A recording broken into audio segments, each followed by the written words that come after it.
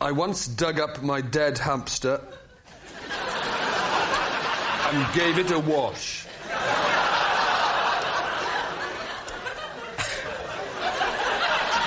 What age were you when you bought it? Oh. And what age were you when it bought it? Oh, God. When I bought it, I must have been 25. 20... Sorry, what? 25? 6. So I think we were... 6. So I must say, I was thinking it would have been... I don't know exactly. I did not record my age when I went into the shop. So you bought it... OK, but we're not Not to use splitting hairs between 23 and 24 Mid-20s. here, right? You weren't 9, is what we're basically getting here. No, I tell you what, maths really is your strong point. Yeah. No, the point is, who in their 20s buys a hamster? I like the fact that it doesn't seem unusual that he dug it up and washed it. That's all right. Did you had a hamster in your mid-20s? Did you wash Surely it? that's not the bit you should be focusing on.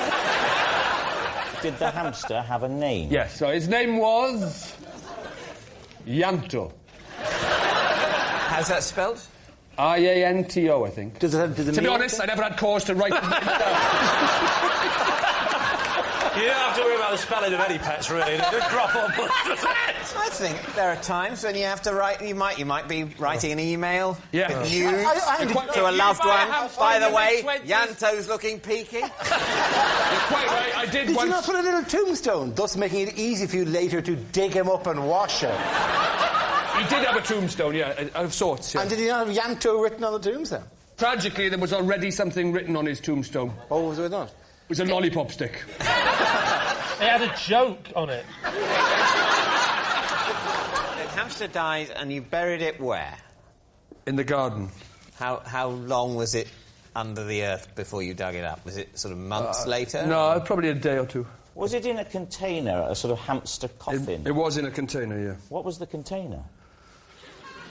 It was in a smoothie bottle. A smoothie bottle? He was in a smoothie bottle. How did you get the hamster into the smoothie bottle? With the lolly stick. No, I took the top off and just pushed him in. You sort of forced him in? Because I imagine... I had to, he was dead. I tried persuading him, but it didn't work. And then how would you get the hamster out to wash it? Or did you put the water in the bottle, put the lid back on, give it a shake, and then take the lid off, and then... No, you wouldn't want to put water in. You'd want to put lots of fizzy drink in, shake it up, and he's out. And then you go... The thing that we haven't established in all of this is why you felt you had to clean him. Because he had like a strawberry Mohican. It was gone stiff. There's still strawberry stuff in there. Yeah, I hadn't rinsed it out properly. And you were racked with guilt. Yeah. Oh, wow. Can you describe the washing? If I'm honest, the washing of him doesn't stand out that much in my... It was a fairly straightforward rinse and blow dry, as I remember. What a blow dry. Come on, you didn't blow dry him. In the kitchen Been anywhere north on your holidays? What? Do you want a cup of tea or anything?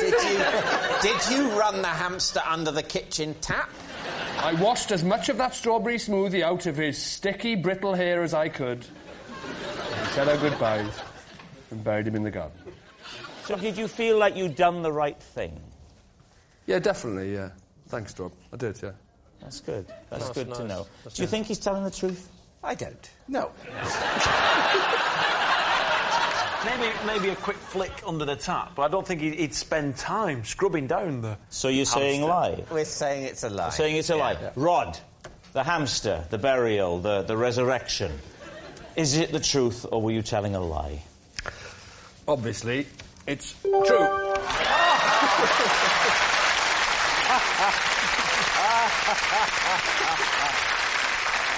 Well, it's true, and it's very upsetting.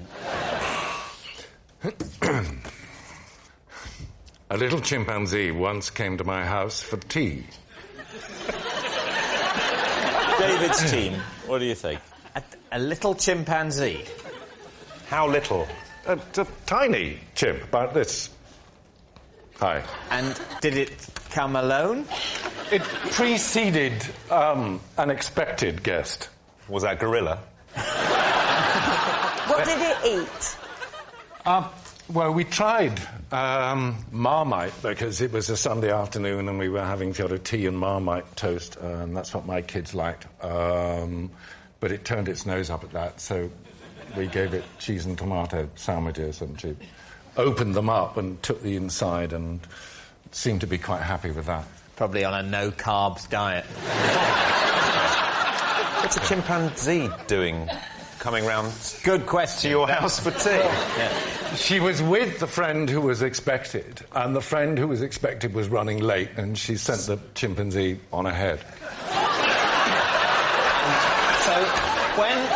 So did the chimpanzee ring the doorbell or knock on the door? Or? Knocked on the door. And you answer the door, and there is... I went to the door, and my wife said, "Who's that?" And I said, "It's a chimpanzee."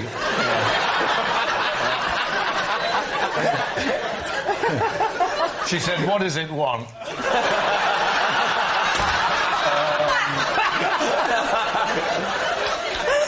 And the chimpanzee was doing this. And I said, "I think it wants tea." She said, "Well, ask it in." How did the chimpanzee get to your house? They ordered a taxi.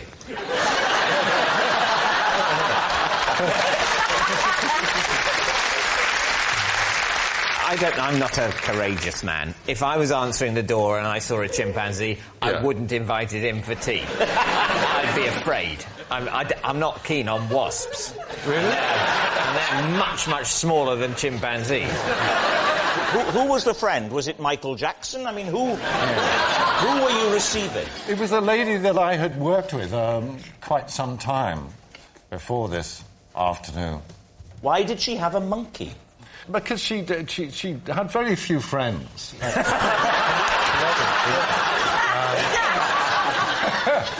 All right, David, what are you thinking? This sounds I think it's peculiar. true. At the moment, I think it's true. What do you think? I don't know. I want to know why she would send it first. A sense of fun, surely. As a bit of a joke, go up there, knock on his door, it'll be amusing. What do you think? What I think Charles Dance, a chimp in a cheese sandwich. It's true. Which way are you going to... I think we're going to go true, then. You're going to say true, yeah? OK. Charles Dance, your chimp story. Were you telling the truth, or were you telling a lie? I'm sorry to say that it's true.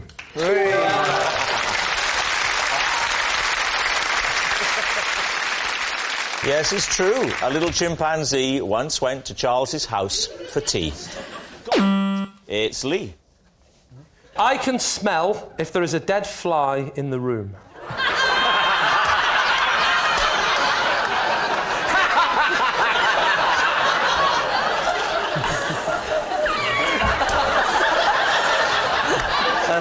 Can I just say, I know it sounds ridiculous, but I can smell a dead fly in the room. So, it's what you're saying, that if there isn't a dead fly in the room, you have no sense of smell? No, that's not what I'm saying. And you know damn well that's not what I'm saying, David.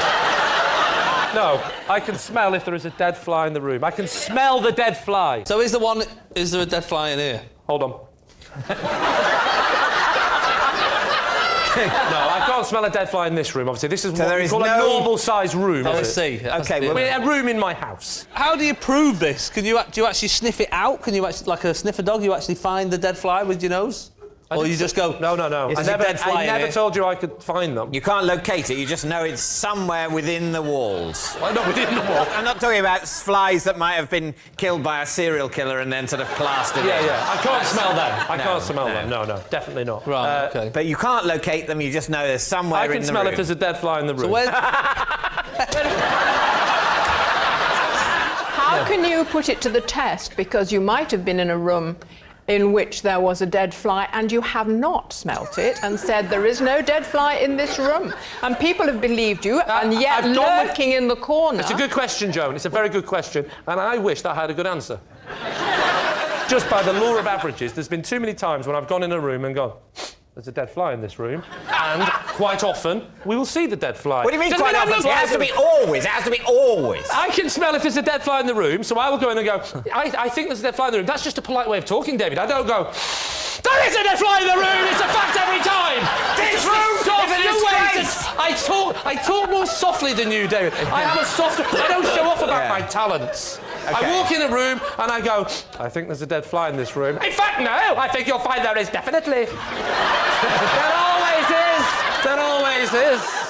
What does the dead fly smell of? It's a smell that I wouldn't want to describe to a friend. Try. Imagine you're a wine connoisseur. Right. It's the smell of a dead fly. I'm getting... what are you getting? I'm getting a bit of wing. I'm getting another wing. And how many wings of flies? What is it, 2 or 4? 4. Another wing. And no, wait. There's only 3 wings. I think I know how this fly died. You've not really described the smell there. You've described the body parts of a fly while making sniffing noises. Well, I can't. You know, I'm a professional. You're an amateur. I'm trying to say it in layman's terms. Well, earlier on, I was. I came to see you in your dressing room to say hello, and I had a little look in the window, and only now I'm thinking there was a dead fly in there, and you never mentioned it. Before you came, and I went, smell of fly. But I found that smell was soon overpowered, Jason. David, time to make your mind up. Is he telling the truth? Is that whole fly-smelling thing real? Well, let us pay him the respect of pretending to consider it. You don't believe him when he says... I do not believe him. Well, I think lie. You think lie, you're saying lie. OK. Lee, were you telling the truth, or was that a lie? I've actually started believing it myself. It's a lie. Yes. I once had a snog with one of the people here on Would I Lie to You Tonight? Whoa! One of us 6. 6. Hang on a minute, I'm here as well. Yeah, 6. Yeah, you're one of them. She didn't snog herself. That's true. Oh, God. Oh, my word. I think my poor grasp of mathematics has never been more cruelly exposed. So one of us 6 people... Why am I saying one of us 6? I know it wasn't me. One of them 5. Was it you? It's true. No, I'm Spartacus. You see, I definitely... very awkward if all 6 of us have snogged. But she could only remember one. If it's true, will the person remember, or is it like a drunken thing, or...? I don't know if they will remember. This is getting awkward. If this is true, this could be very awkward. I don't know. How many years ago? I think it was in 98, so 15 years ago. Just a snog? Yeah. Oh, it's going to be David at university, isn't it? Why, did they go to university together? They're both Cambridge, aren't they? We did. Yes. And were you in the same... No, the plot thickens. David is quite a lot younger than me, so... but were you still hanging around the university? trying to prey on freshers in Freshers Week. What you haven't said yet, Mel, is you haven't really painted a lovely picture for us of the circumstances, where you were. Yeah. Just talk us through that. It was a works do. Not me. I've never worked in my life. It was a works do, and everyone had been working very, very hard.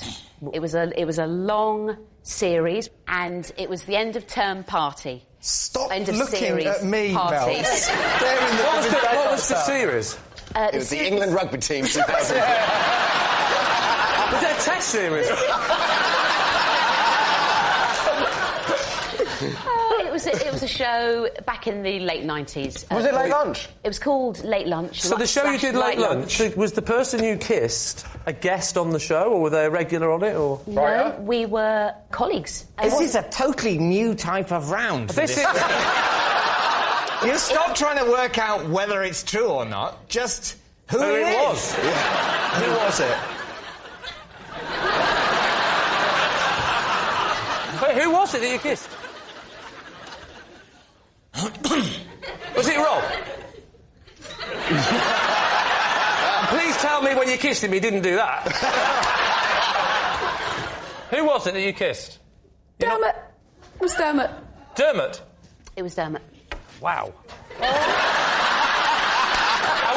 This is a weird one now, because if it's not true, poor Dermot now has got to answer all these questions.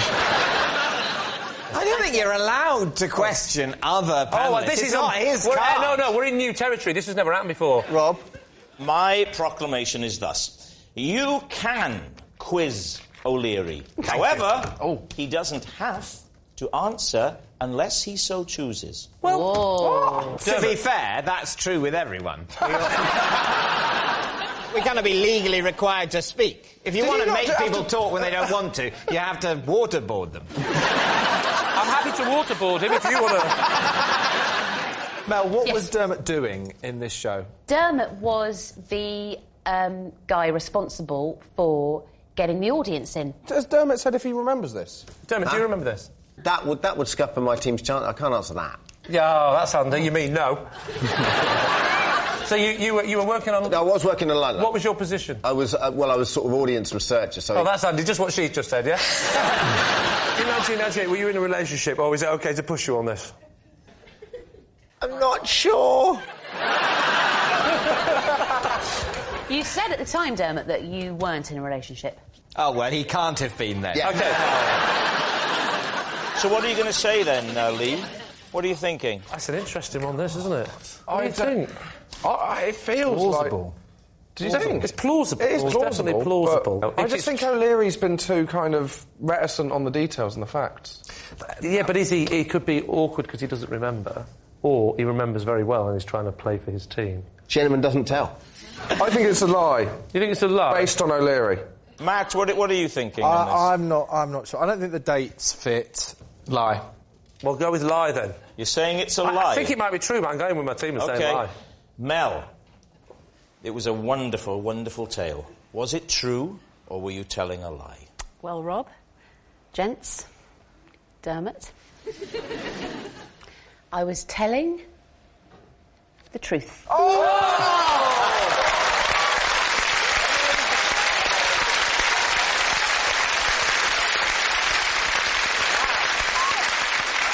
Dermot, everything that Mel said was true. 100% bona fide.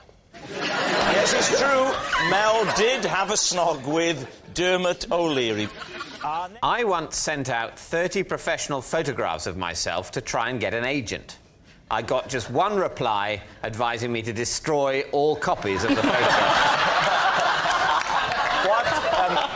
David, what pose exactly were you doing in the glossy print? I mean, I thought a normal, dignified, at the same time hilarious and talented one. Show me. Yeah, can you do it? No, I think what it was... Do it. I think maybe in the picture, my mouth looked a bit wrong. You know, maybe it was a bit sort of... Can I ask why you thought... Or maybe... But you didn't bother to change it wasn't like... And when was this? What period are we talking about? It was in the 18th century. In the mid-late 1990s. What kind of places were you sending them to? Or did you just leave them in phone boxes around London? How were you dressed in the photograph? Was it a casual or was it a smarter look that you went for? I'm guessing smarter. It's just in case he was wearing a leisure suit. Maybe it was the late 90s. What's a leisure suit? That sort of zip-up thing that you can relieve yourself in. Yes. It's what they'll be wearing in the future. It's just so convenient. Just get in and whatever happens, it's fine. Did this dent your confidence, David? Yes. You didn't think I'll just get some more done, but this time without the stovepipe hat and the cravat? I don't think I immediately got some more done. I mean, I have subsequently had other photos. You got your confidence back? Yeah. So, what do you think? Do you think that could be the truth? I think it's true. Yes. You do? Yeah. I think it's True. True. I think it's true. David, truth or lie? It is true. Oh. True. It's true, David did once send out 30 professional photographs, but was advised by an agent to destroy all copies. Next. I once set fire to my house with a box of fireworks. David Mitchell's team. Was this on purpose? It was done out of ignorance. What age were you? I was somewhere round about 7. I want to know where you grew up, where a 7-year-old can buy a box of fireworks. I bought them in the shop near where I lived in Middlesbrough. It was a box for 2 and 6 of Standard fireworks. That was the brand. Standard brand. That sounds exciting. Standard fireworks. Yeah. A normal level of excitement will be endeavoured. Yeah. For a bonfire night, you will forget. But it says Standard, but then it's... Well, that is standard for a firework. Yeah. So you're in your home, and you're 7 or 8 years old. I'm 7 and I'm on my own, yeah. On your own? Yeah, and What happens? on one of the fireworks, I think it was the sparklers, it said, not suitable for indoor use. Which, at that age, makes you think, that means they're OK. Could you just not read the word not when you were being...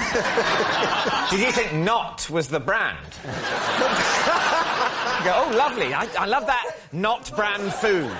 It's not for human consumption. I know that logic that says, well, people have obviously tried them indoors. I've discovered they're not suitable. Yeah. So therefore, I won't use them indoors because I want to live. If you look at a big firework, it won't say not suitable for indoors. It's obvious. Yeah. Right. But on the sparklers, they chose to put it on. So what happened? I lit the sparkler. The sparks went into the box of fireworks, a standard box, and set them off. And I carried the box of fireworks, now beginning to light, into the kitchen, and I threw them into the kitchen. I thought it would be more suitable. I think you're right. The kitchen, of all the rooms, is the most suitable for fireworks, isn't it? Because of the oven, the gas, the stove. There is fire naturally in the kitchen. Yeah, there's a lot of... And it's more wipe down. Yes. Less cloth. So what happened then? They went off in the What was the sound like? Was it bing, wee? No, these were only standard.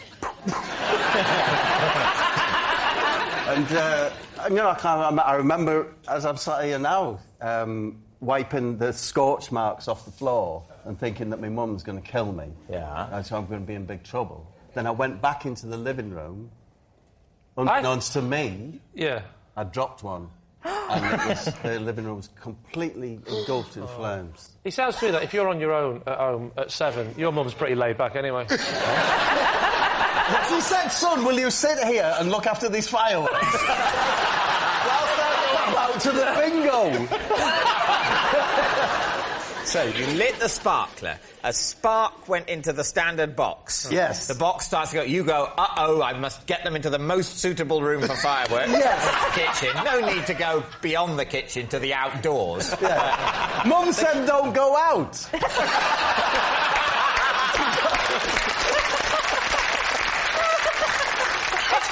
It's good to know there was at least one rule in your house. What time of day did all this happen? This happened mid-afternoon. Oh, dear, so you didn't really get the benefit of the... Who put the fire out? I went to next door where Miss Best lived. She was, bless her, she's about 80. And I knocked on their door and said, my house is on fire. And she said, do you know, I thought it was. So what happened then? She called the fire brigade. They fired their water hoses throughout the house. Yes. Ruining it. Even the rooms where there's no fire. Not ruining it. Yeah. You do know that before they put out fires, it's already ruined, don't you? Lee. You're making this house all wet. It was lovely and warm. And it's the water damage that knackers the house. Is it? Not the fire? Not the fire. If they would use their boots to put it out. Honestly, the entire house, that's it. I was in a family of 4 children, and we were homeless. Where? Come on, keep it light. No, I'm just saying. Where were all the other kids while you were alone with the fire? Why did you take 3 children out? They were looking after fireworks in other people's houses. So when you say you were homeless, how much of the house did the inferno claim? It's gone. Entire That's what, house the gone. whole house gone. Yeah. The whole house burnt Whole house down? burnt down. So how much did you leave in the living room? The fireworks in the kitchen have only caused a few scorches. Yeah. What did you leave in the living room? And now, don't you feel stupid for saying standard fireworks? Yeah. I tell you, really. I think you were stupid. They light a sparkler indoors. If you don't know what you dropped in the living room, is there a chance that it's just a coincidence? No, it could be. That it might not have been your fault? That's what I said to the press. Your fault? Press? What press? Who did you speak to? Local press. Because they came to the house while it was burning? Yeah, you know, they're their hats on, trilbies, sniffing around. With those little bits of paper in the notebook? Were they called things like Scoop McLean? I believe he was called Ron Waffle. Sorry, Ron Waffle? It was either him, the other ace reporter on the Gazette was John Caramel. It was one of them two. Caramel and Waffle. Honestly. The question is whether you think Bob has been telling the truth. Well, I thought it seemed very plausible until we heard about caramel and waffle. I think he thinks he's telling the truth, but I think what's happened at some point, he's seen a film in which this has happened. He saw Backdraft. And is now convinced that it happened to him. I think it's a lie. Sarah. I was going to say I want it to be true, but that sounds really horrible. I think it might be true. Well, I think it's true. I think it's true. So you're going to go for true? Yeah. OK, Bob, were you telling the truth or were you telling a lie? I was telling the truth. Oh.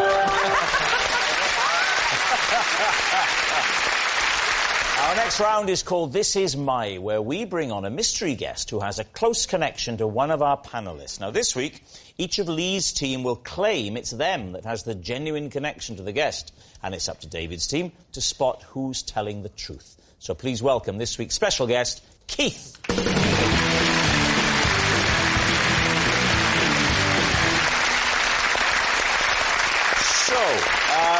Bob, first of all. Bob, what is Keith to you? This is Keith. He's my oldest friend, and when we were at school together, we hid a dictaphone in the classroom ceiling to confuse our teacher. David Harewood? This is my old teacher, Keith. I once had to claim I wasn't me when I met him in a cafe, as I was in character preparing for Homeland. And finally, Lee, your relationship with Keith. This is Keith, and his hawk... Yes. Yes, I'll admit, David, it's a difficult start. Well, go with it. Yeah.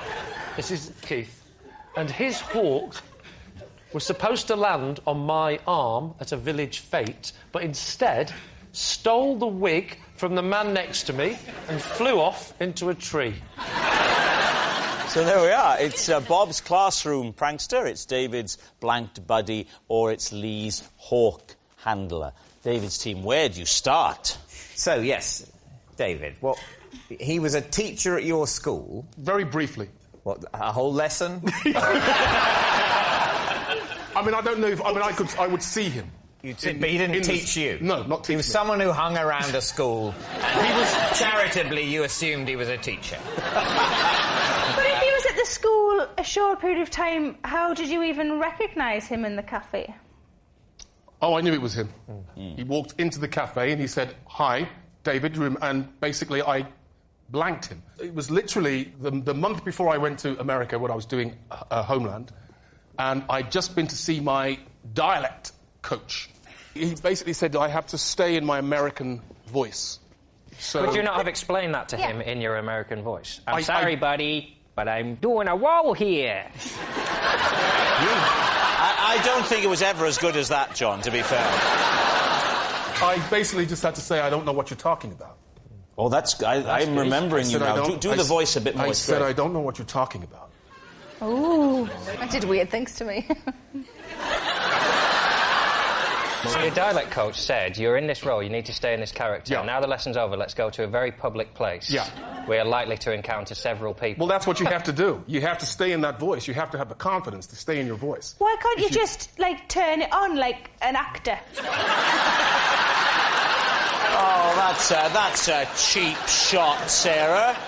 I have to say, I did phone him up afterwards and apologise. So you had his number? You stayed in touch with the teacher you barely remember. Would it be fair to say the Hawk's looking a bit more plausible? So, David, who would you like to question next? Bob, remind us of your allegation. When we were at school together, we hid a dictaphone machine in the ceiling tiles to interrupt the lesson. So not to record, but to play stuff? Yeah. What sort of stuff? Well, it was important to keep a gap at the beginning, so we let it run for about 15 minutes. And then there was the noise of a fly. For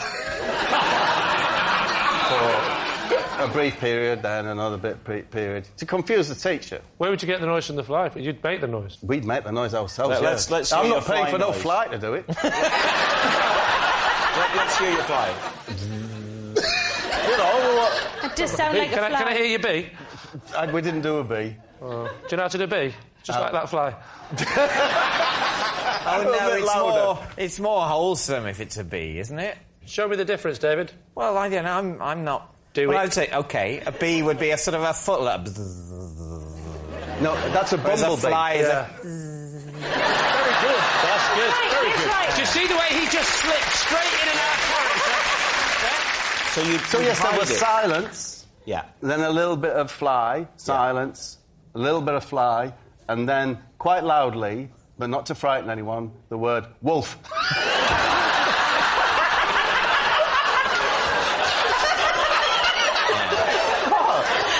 Then more silence.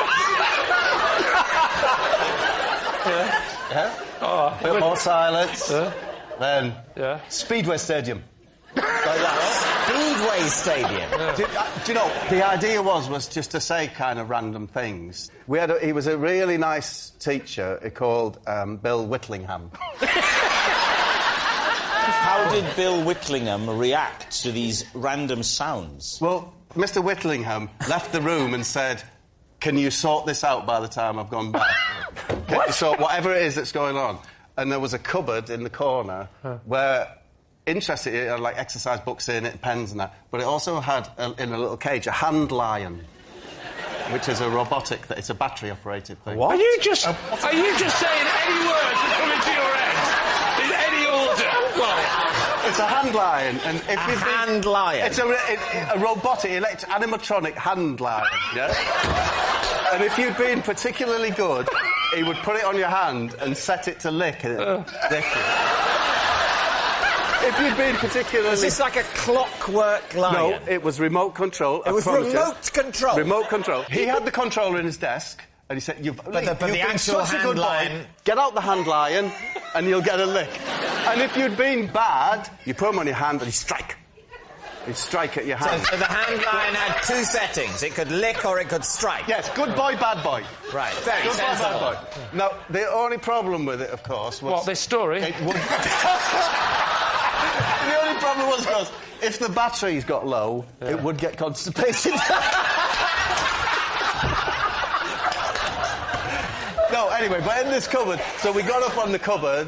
You climb onto the cupboard that the hand lion is housed in. Probably asleep. Right, you reach up onto the ceiling tile. Take out the dictaphone. Switch it off. Yep. Mr. Whitlingham comes back in. Yes. What happens? He's nervously awaiting another, edict from above.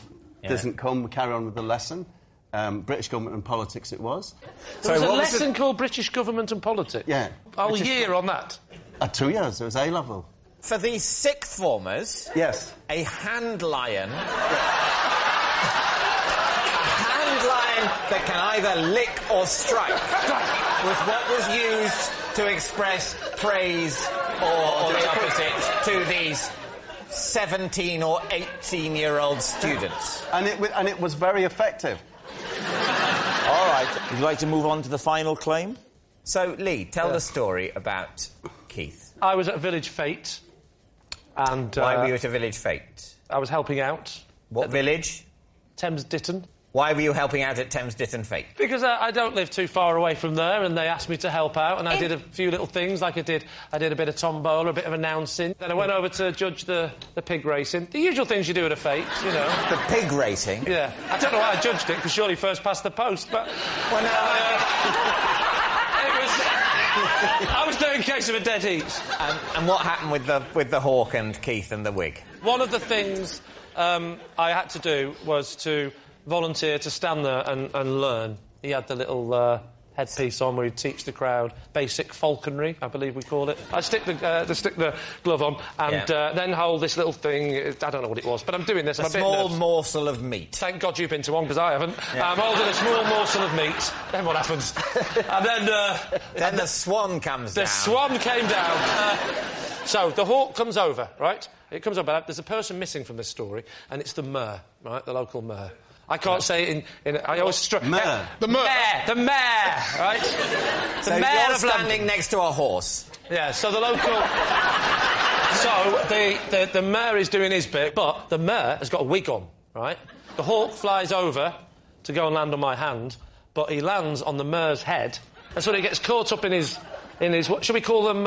Talons. He gets caught up in the talons, and then in the sort of panic, the bird sort of... And he can't release this wig, and he flies off, and he goes into the tree. I said, why didn't he go for the meat? And he said, I genuinely think the gold chain caught his eye, there was a bit of confusion for a second, and he just did a bit of an emergency landing on a mare's wig at Thames Ditton Fete. What's there not to believe?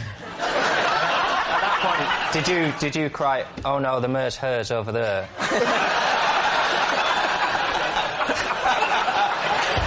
All right, so David's team is Keith, Bob's classroom prankster, David's blanked buddy, or Lee's hawk handler. I was believing Bob until the fact that he was 18 and the hand lying. I'm leaning towards David. I think I'm leaning towards David. I think it's Bob, and I think he panicked because he knew we were onto him, so he went on a ridiculous riff about a hand line to throw us off the scent. I'll go Bob, but I've been wrong before. Sarah? I'm going to go David. We'll go David. You're saying David? Mm-hmm. Keith, please reveal your true identity. My name's Keith, and Bob and I recorded voices and hid the dictaphones in the ceiling.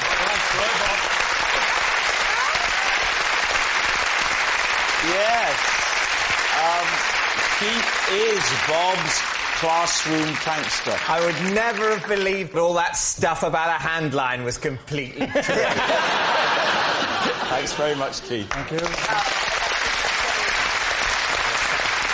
For 3 weeks, I was listed as a missing person by Interpol.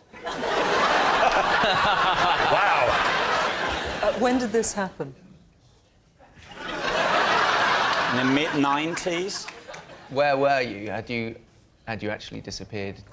I was in Morocco. What were you doing there? I was on a bike ride in Spain. You were on a bike ride in Spain in Morocco. Can I have a moment to chat with my client? What happened was, I met someone in Spain on a train. A Moroccan So hang on, man. was this bike ride in Spain happening on the train? It was like, because I know that you get those Spanish bike rides on trains in Morocco. It's probably one of those.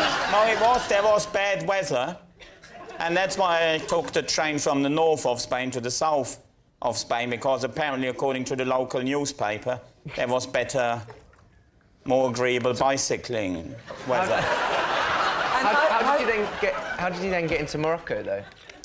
That is because I met that Moroccan bloke on the train.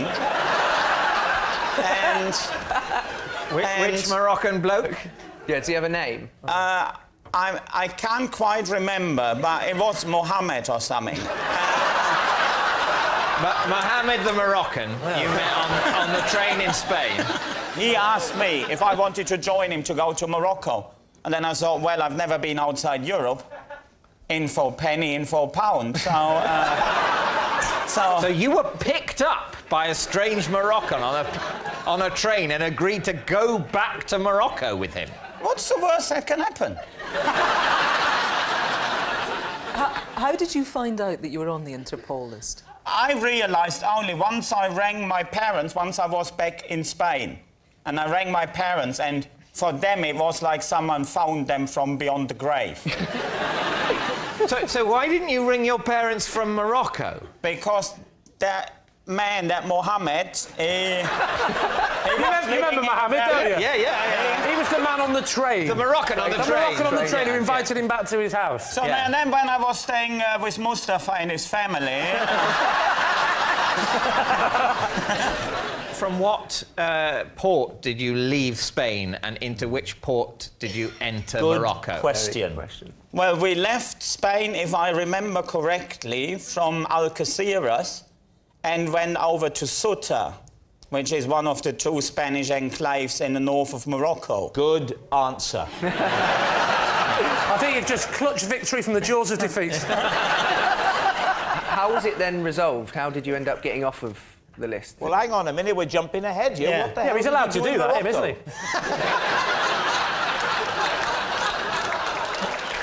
What were you doing? I was travelling with Mohammed. My client is getting mixed up because at passport control they said you must have a passport. And he's getting a bit mixed up with the names. I'm curious as to the fact that Interpol has a missing persons list. Yeah, no, what happened is my parents got involved and they got Interpol involved. Right. And I sent a few postcards, one of them, to my friend Mack. And on that postcard I wrote, I've joined the Foreign Legion. Probably see you never again, have a good life or something. And then, Mack being a quite clever boy, so, OK, with this postcard I can have a lot of fun. I go round Henning's parents and say them something along the lines of, Herr Wehn, Frau Wehn, you might be interested in this. Sorry, so your friend Mark... Yes. ...used this postcard to mentally torture your parents.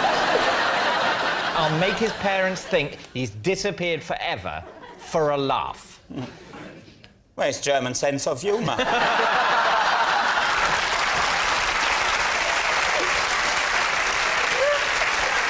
What do we know about this Moroccan chap who we're calling Mohammed? He hadn't been home for many, many years, and so we couldn't take the boat straight to Morocco. We had to go to one of the Spanish enclaves because he had to collect a suitcase full of books from a cafe in Ceuta.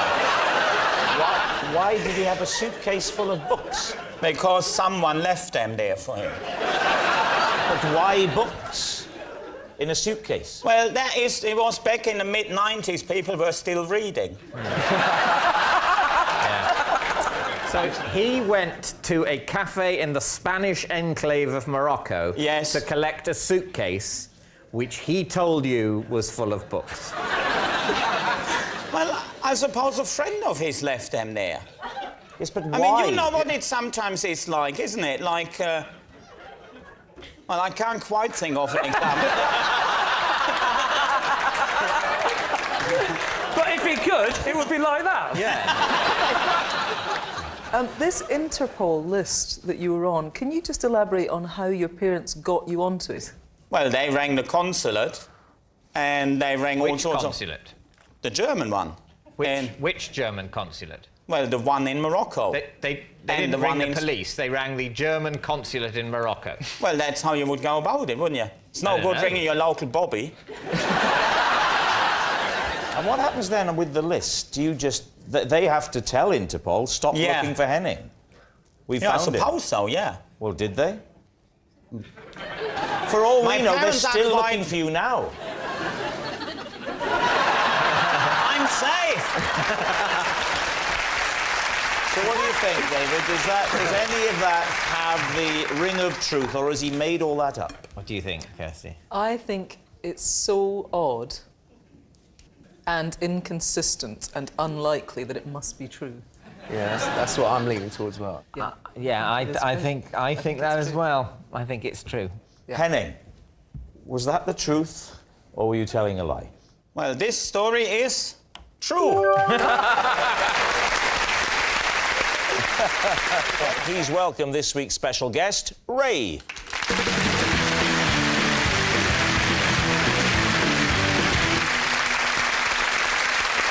So, let's start with Susanna. How do you know Ray? This is Ray. I stole his title for downing a pint faster than anyone else on the BBC breakfast team. Dave, what is Ray to you? This is Ray, and as teenagers, we spent 2 weeks building a 35-foot-long airship in his back garden for it only to be popped by his pet cat. What about you, Lee? What's your relationship with Ray? This is Ray. He taught me to drive in a hearse. So there we are. Susanna's pint-drinking opponent, Dave's airship-building buddy, or Lee's hearse driving instructor. David's team, who do you want to start with? How quickly can you drink a pint? I can drink a pint in 6 seconds. 6 seconds? Yes. How quick was Ray? 7 seconds. Thank God you said a number bigger. And how long had Ray held the record? 3 years. And how much less a man do you think he felt? It was a tough phone call because I had to call him to tell him that his record had gone. So you just did this at home, did you? I've had another one, Ray. Sorry. I'm really getting through it No, tonight. Ray- If you're drunk, why'd you turn northern, Jimmy? Because of the alcohol. All right. I don't mind. When I'm trying to fiddle the government, I always put on Jimmy's voice. We all do different things. We all do different voices. Susanna, can you just fill me in? What was his role in the breakfast team then? Ray was a floor manager of breakfast. Right. In Television Centre. I mean, Ray is famous for having the record of 7 seconds for downing a pint. But that was when we were at Television Centre in London. And then, of course, the breakfast team moved to Salford. Right. And Ray didn't come with us. Oh, I see. So the breakfast team start downing pints when? I've seen the show. I think they start before they film. I'm confident. What's the context for this pint drinking? Is it an annual... It is the annual Christmas party. What is your pint drinking technique? You have the pint. And you drink it. Quickly. I tap it once. Yeah? And I do it in 4 glugs. 4 glugs? Yes. You can't do a pint in 4 glugs. How big are your glugs? I'd like to know about the phone call. Did you want to call him straight away? Did you wait till the next day? It was the next day. Did you have to ring him? Because he's already, you know, lost his job. The place he works is closed. And so they're going, on top of that, you may think you're remembered fondly as the fastest beer drinker here. Well, no, not even that. You've been beaten in that by one of the female presenters of the show. He didn't care. He got a new job teaching people to drive in hearses. Let's move on to that. So he taught you to drive. Why in a hearse?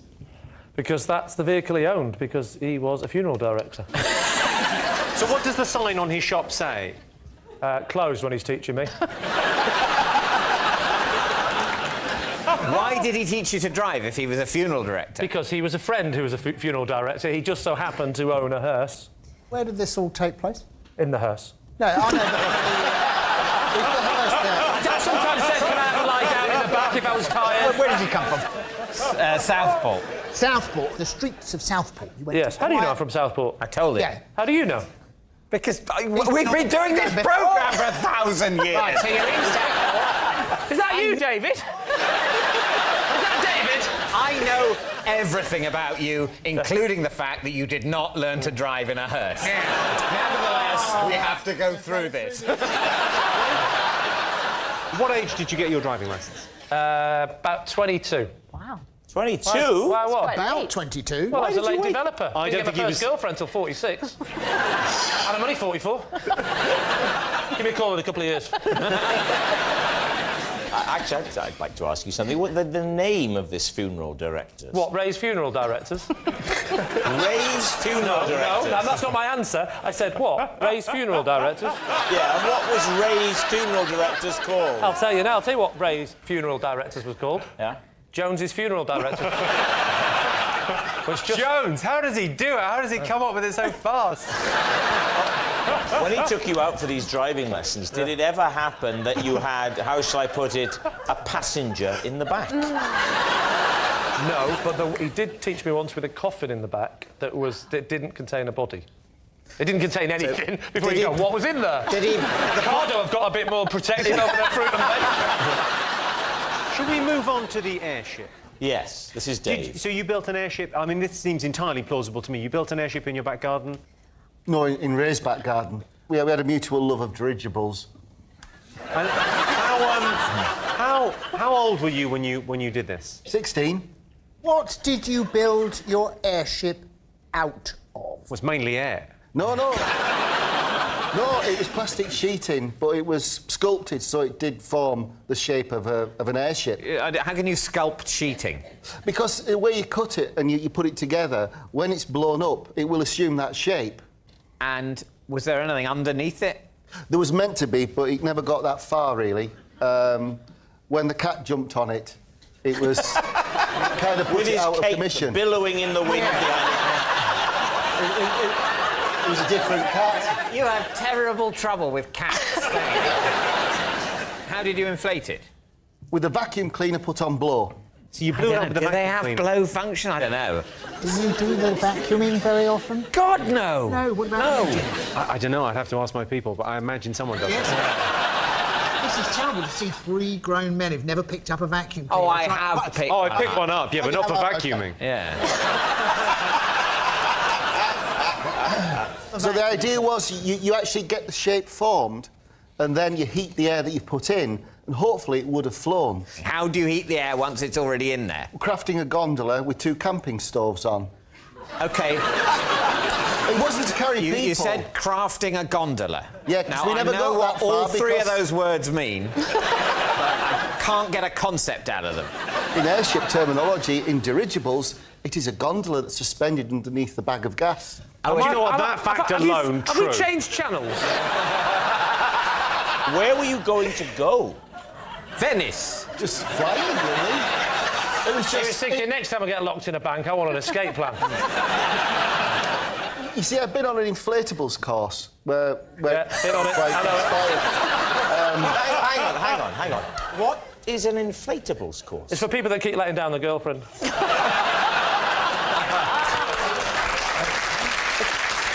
It was just learning how to make things out of plastic and blowing up. It was kind of a sculptural thing.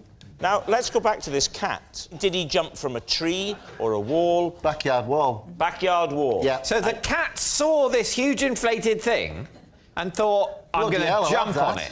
Yeah. No, it just jumped on the top, and we were in it at the time. You were in it? Why had you gone inside? To work out where to put the heat shield.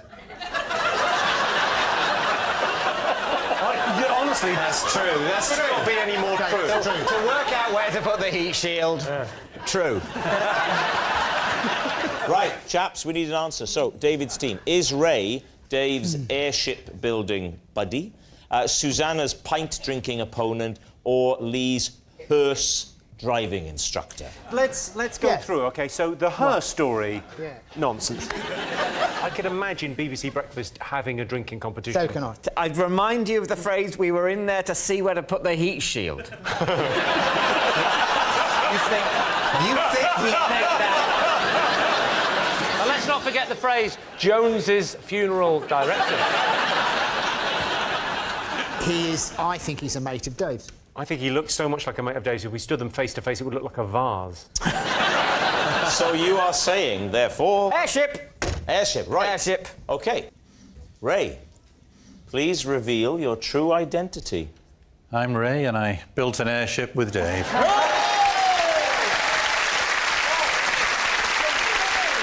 Thank you very much indeed, Ray. This is my cape. I used to put it on, pretend I was Doctor Who, and head into my TARDIS. Or, as my parents called it, the airing cupboard. Put the cape on. All right. It is. Come, feel free, David. Come and use the floor space. Think back to your dancing days. Come out and use the floor. You could have a glamorous assistant in the form of Miranda. Oh, Miranda, would you help David get into his cape? Hang on. Am I Do we doing put this over there? That's what I'm that'll hold thinking. it in There we place. go. That fits. There. That actually fits you really well. Were you exactly the same size as a child? Yeah, exactly. I can't see you properly, David. Could you come and stand in front of me and twirl round? So you just... lovely. Yes, that's That is actually... a much and how needed old? reminder of the How old were magician. you? When was this? I think... This is how I picture you walking around your house now. How old was I?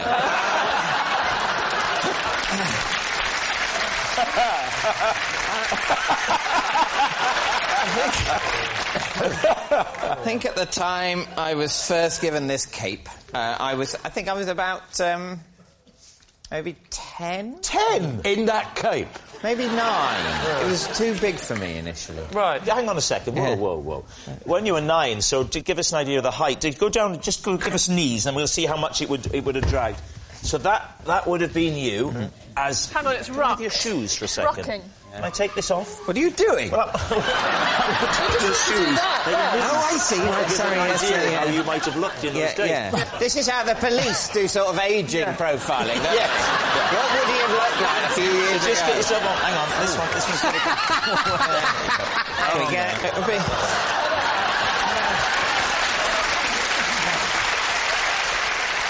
Did you say your mum and dad got you this cape? My mum made it. Your mum made it? Yeah. But even though she made it for you, had she no idea what size it should be? Were you a close family, David? Why is he getting cramp in my knee? You can go back to your seat. Yeah. I give you permission. You look like a very middle-class disgruntled Dracula. I didn't get any blood tonight. I'll just shrug back to my chair and bite some virgin's neck tomorrow, I suppose. So what do you think, Lee? Is it the truth or is it a lie? What do you think, Barry? Not a shred of truth. You don't think? I think it could be true. It sounds incredibly likely. In fact, I'd be surprised.